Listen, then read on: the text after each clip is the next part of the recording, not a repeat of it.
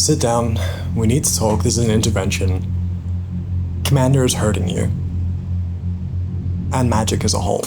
That's so dramatic. Despite being Magic's premier way to play, Commander is also the worst way to play Magic. Now, you could argue that it's not meant to be played like that, which originally was true. A fan format that people were just throwing stuff together from drafts and being like, yeah, okay, that makes a deck. But look at the product stack. You can't say these days that Magic was not meant to be played like Commander anymore. But in this video, we're going to talk about 3 things. 1, why Commander is a bad casual format. 2, why it's a bad competitive format. And 3, what you should be playing instead. So, part 1, why is Commander a bad casual format? Because it is labeled as that, a casual format, and we'll get to cEDH in a little bit, and it is part of the solution, but also has a lot of the same problems. And there are 3 problems really. 1, the price of Commander. 2, the philosophy or philosophies of Commander. And 3, the players. Let's start with price because that's the simplest one. Here in Australia, a lot of the time, retailers will only sell the pre-con Commander decks in bundles. So like with the Crimson Vow ones, you had to get the Vampire one and the Spirit one together, or with March of the Machine, you had to get all 5 of them together. And that means that getting into it can be a harder pill to swallow. Yeah, it is better to buy them together as a bundle, buy it with a friend, and then at least you get to play against each other before going to your LGS. But that also means that the barrier to entry is higher. And especially now moving forward with Universes Beyond being half of the standard releases, and those Commander decks are starting at $100 from what I'm hearing about Final Fantasy 1. I might be incorrect. Regardless, it's getting more expensive. And that means that it's going to get harder to get into it. Now, that's not to say that Commander is the most expensive way to play Magic. It is. It's not. It is simply not. Especially if you're like me, someone who plays mostly limited in paper. You have a bunch of draft chaff just sitting around and you get a cool rare when you crack a pack and you're like, oh yeah, I can build a deck around this because I got a bunch of scraps lying around. Then Commander, in that sense, is a very cheap format. But if you're looking to net deck, that's kind of expensive, and the precons aren't cheap, and I guess the starter cheap ones aren't great. So then the philosophy of Commander, and there's kind of like 2 sections to this. There is the original philosophy of Commander, and then the contemporary, the current philosophy of Commander, and then that ties nicely into the players part. Early on in Commander's life, it was a lot of, I got some stuff that isn't going to go in a deck. You know, I've got only 1 of it or 2 of it. This plays nicely with this cool legendary. Throw it together in a deck and your draft chaff that was otherwise gathering dust gets a bit of use. And to me, that's how I largely build a lot of my Commander decks. A lot of them are just stuff thrown together. It plays just fine. It's definitely not competitive. I would say some of them are honestly worse than a precon, but it's nice to just dig through the piles that I've got here and then build a deck out of it. But when you go to your local LGS and play Commander, that's usually not quite the philosophy that you see, especially with precons generally being quite well designed, where it is obvious what your game plan is and how you are going to win. Then obviously, when it's spelled out in the box how you win, you're here to win. But a lot of the time, players are pretty salty about losing. And yeah, I completely understand if, you had a really shit game, you just drew really poorly and you didn't actually get anything in motion. That sucks. That's not fun. Or you were playing against a deck that you just couldn't do anything against, regardless if it was a bad matchup or it was just too much more powerful than yours. Both of those also suck. But that's why we have Rule 0 conversations and bracket systems for decks. And obviously, the whole meme about, oh, my deck is a 7 exists for a reason. And we'll talk about that in the section about players, which is not far from here. Obviously, people have different expectations. One of the things when I got back into playing Magic was finding out Commander was the primary format, which when I first started playing, I didn't know it was a thing. And buying the Crimson Vow precons tearing apart the vampire one and slapping it together with a bunch of the Ixalan vampire stuff that I had. But yeah, so I went to my local game store and I was early for their Commander event. I think I was there like 11:30 and it started at 12. And so I sat down and one other guy came in and we were chatting for a little bit. And I was like, oh, how long have you been playing Magic? Oh, like 3 months. I was like, hey, cool. You want to play a couple of games while we wait for more people to turn up? And let's call this guy Greg. A, because we don't need to actually name him. And B, because I actually don't remember his name. So if it was actually Greg, I'm really sorry. I don't remember all the decks that he played, but the first one that he did pull out was Scythus Harvest Hand. And that is generally known as a pretty strong deck. It's not fun when you've got a very casual, thrown together, less than $100 deck going up against a $500 net deck. And so after a couple of games where I came to realize I wasn't the problem here, clearly he was enjoying just pub stomping me. Greg continues to be a bit of a plague at this store. He will go to low level tables and gleefully stomp over people that are just playing pre-cons that some people had like literally just bought and then sat down and played with. But whenever Greg would lose, which wasn't that often because he just sunk ridiculous amounts of money into his decks, he would get really, really salty. There was one time where it was me, one other guy that I quite enjoyed playing with, and some other random, and Greg. And we had played a few games, and Greg's been steamrolling us. He's swapped out multiple decks, and every time it's just not been fun. So without actually saying anything, the table has subconsciously agreed that game 4 or 5, whatever it was, we're just gonna dunk on Greg a bit. We're all playing relatively low power decks. I wouldn't say anything more powerful than a precon, but when the whole table is ragging on one person, I understand that's not so fun, but you gotta have the self-awareness to be like, hey, I'm playing a deck that's not fun, or I'm playing with an attitude that's not fun for everyone else at the table. So when they turn around to start doing the same to you, you gotta be able to acknowledge that. Greg did not. He got really salty, stormed off, and didn't speak to any of us for the next couple of weeks. And that sort of attitude seems pretty common in the Commander environment, and that's why I pretty much exclusively play with friends now. Because even if the power level's mismatched, the attitude isn't. And I guess this is where we get to talking about the players, is the attitude. See, the issue is that even if we have a good system of labeling our decks, like I think the new bracket system is a great start and definitely better than the old 1 to 10 power level. Ugh. And something that was coming up when those brackets were first revealed was, what's really the difference between a 4 and a 5? That is attitude. See, when you're building a level 4 deck, it is usually, I'm here to win, but you're not necessarily going to the degree of net decking. And I don't mean like, you know, getting your entire deck online, but I mean net decking in the sense of, yeah, looking through what's performing really well and picking out key pieces that make your deck more efficient and you more likely to win. That attitude is the difference between a level 4 and a level 5. But players need to engage with that system in good faith.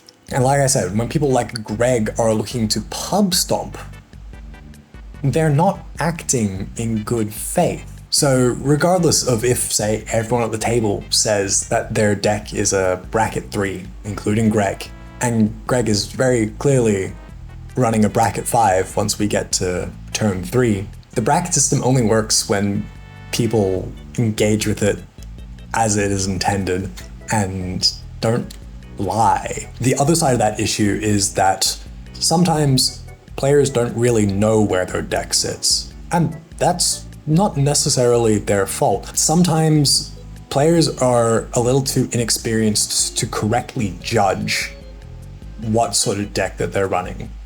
There have been times where people have been like, oh yeah, no, like my deck's pretty strong, and then I've played against them and it's a somewhat upgraded precon, and that's not their fault because they're relatively new to the game, and in the context of their friend group, they're probably stomping. But then when you go to play with other strangers, then that's where it gets messy. So it's not just people maliciously, you know, lying to you and saying it's a 3 or a 4 or a 1. It's people not having all the information to correctly judge where they should be placing themselves in the context of the bigger picture. So then that's where we can talk about cEDH as a solution. And I put it in air quotes because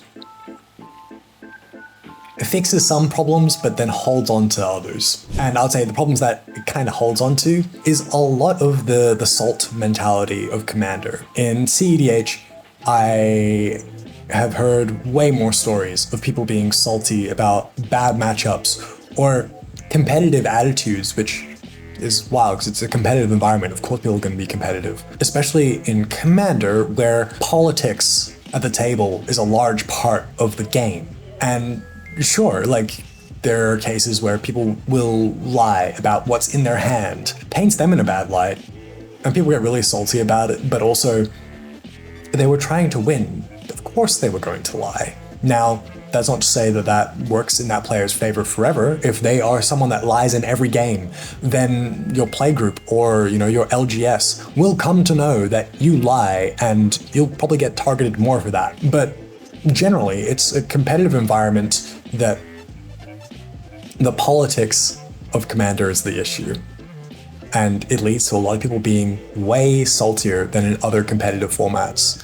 As someone that plays Pauper, I don't think I've come across anyone being salty ever. And overall, the attitude in competitive 60-card formats, or rather competitive one-on-one formats, is significantly healthier than cEDH. And two, 100-card singleton kind of sucks as a competitive format. I think the way that the nature of 100-card singleton has shaped cEDH makes it suck. So one of the big things in competitive Commander is using tutors. Tutors are everywhere, and that's quite understandable when you're having 100 single copy cards. Versus in 60-card formats, you have the consistency of playing 3 or 4 copies. And that's how you counteract the inherent randomness of a deck of cards. But Commander isn't quite singleton, if you follow my train of thought. With Magic's extensive library of cards, there are plenty that functionally do a very similar or sometimes the same thing, just with a different name. And so you can absolutely have a playset of ethereal armor, I guess. I don't know. That's the first thing that comes to mind, because there are multiple cards that do the same thing. Regardless, tutors are very prevalent, and you don't really see tutors that much in 60-card formats. Like, okay, fetch lands are another thing, but fetch lands are also a thing in Commander, and their function to thin out your deck and grab a specific game piece is not the same as, say, Demonic Tutor. You are grabbing a game piece, but you have less control over what game piece you're searching for, or rather, what range of game pieces you can search for. And also because in 60-card formats, say having a play set of Demonic Tutor is 4 slots you could have allocated to things that actually help your game plan more, rather than just getting you the right card to get your game plan moving. So yeah, I think Commander kind of sucks as a competitive format. I haven't played a ton of cEDH, mostly for that first reason that I think the attitude in there is just as bad as regular Commander in casual context, which I guess that leads into our next section, which is what should you play instead? Before I tell you what other formats you should go play, let's talk about the things that Commander is good for. Commander is good for playing with your friends. I think that is the number one thing it's good at. I don't think anyone's going to argue with that. There's a gaming bar in like inner city where me and some friends will go, we'll bring some Commander decks, we'll order some beers and some food, and it's a good time, it's fun. And I don't think you can really do that with other formats for Magic. If I were to bring, my whole library of Pauper decks and try and get people to play that while having beers and eating nachos, it's not quite the same. One-on-one is just a little too competitive and a little too focused, and I think the benefit of casual Commander is being able to sit back.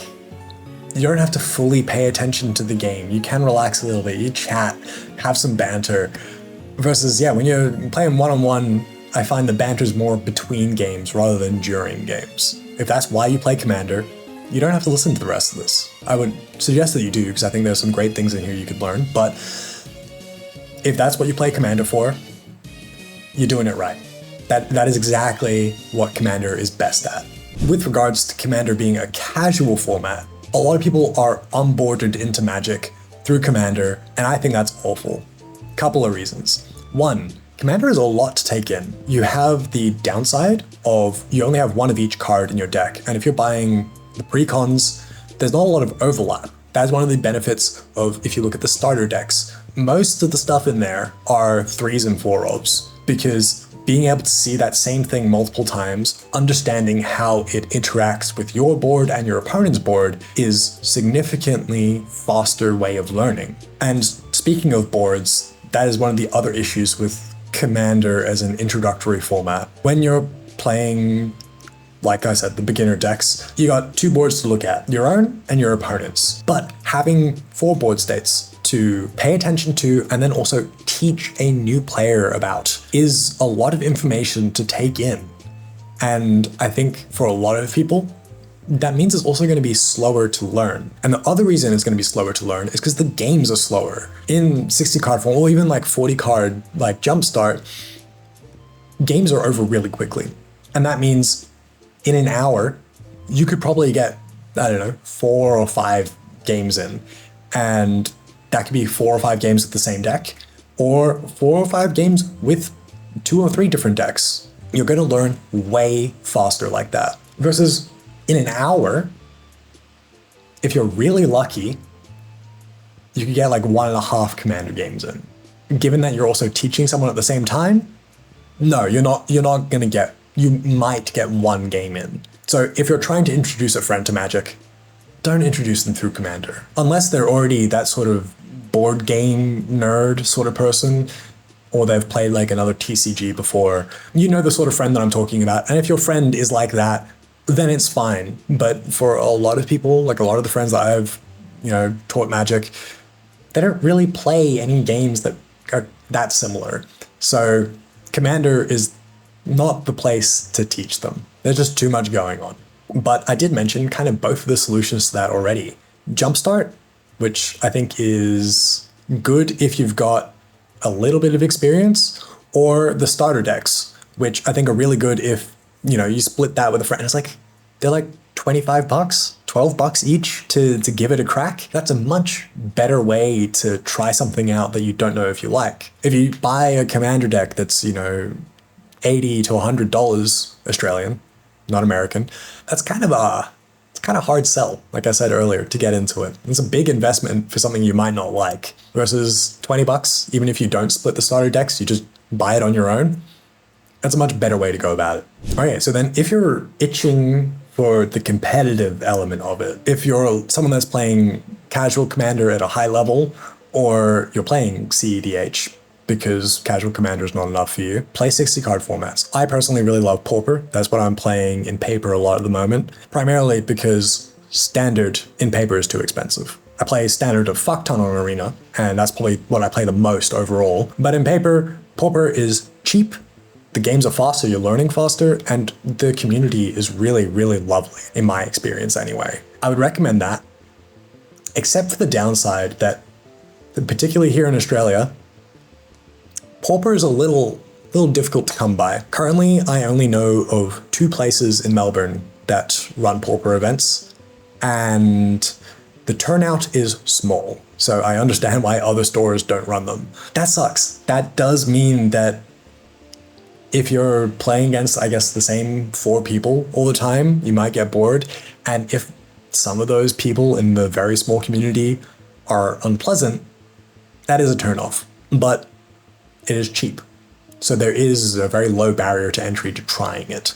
But if you wanted to, say, take a more accessible route, Standard, Pioneer, and Modern are played just about everywhere, at least here in Melbourne. The downside of that being that they're a little expensive, especially Standard with things rotating out. Like my current Standard deck that I play on Arena is probably about $400 Australian dollars. And a good chunk of that is going to rotate out next January. So I don't really want to sink $400 into something I'm going to have to, put another $100 in to, keep it up to date for standard. And it's going to fall out into Pioneer and then not be at the Pioneer level. But it is cheaper than Modern. And I think if you're relatively new to Magic, Modern it can be a steep learning curve. There is a lot more going on and it's more expensive. Makes Commander sound kind of better, doesn't it?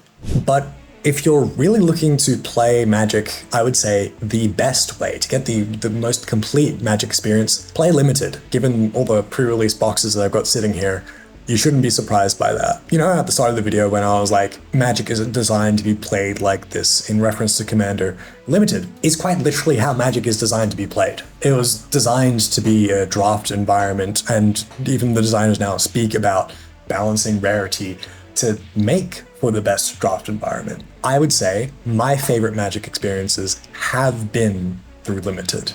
The resource restrictions make it a lot of fun to think on the fly, but it is the most expensive way to play Magic in the long term. Paying here in Australia would be $30 to do a standard set. Doing that every week, I guess, isn't like the worst way to spend money. It's about the same to go to the movies, and you're getting a similar amount of entertainment time out of it, and then the cards. So, it's not that bad of an investment. With the upside being that you're getting continuous variety, that you're getting a different experience every time that you go do a draft. One of the places near me does a chaos draft, and that's a ton of fun, because you just grab 3 packs of whatever, and everyone's doing that. It is really interesting. Tends to be mostly jank, but you see some cool stuff. It's a lot of fun. So yeah, regardless if you're doing a standard draft or a pre-release with the latest set, or doing a chaos draft, which I highly recommend. If there is a store near you that does a chaos draft, go and do 1 or 2. They are so much fun. To me, I am frustrated by Commander being such a dominant format, because as much as I do enjoy playing Commander and building for Commander, it's just simply not the best way to be playing Magic. There is so much more that Magic has to offer, and I think Commander is not the way that people should be getting into the game. But I think a good point to wrap this up with is that I don't hate Commander. It is my least favorite way to play Magic, but I still enjoy it because I'm still playing Magic. I just think that pretty much every other format has more to offer than Commander does, particularly in terms of going and playing with randoms at your LGS. But let me know. Am I insane? What are your thoughts on Commander and all the other points that I made? And if you play other formats, tell me, particularly if you play other singleton formats. I'm curious to hear about that. But anyway, if you want to go hang out with me on Twitch when I play Magic, link will be down below, I guess. I don't think I can link on the screen. And if you haven't seen my main channel, video over here, it's mostly video essays about media analysis and that sort of thing. So yeah, anyway, peace.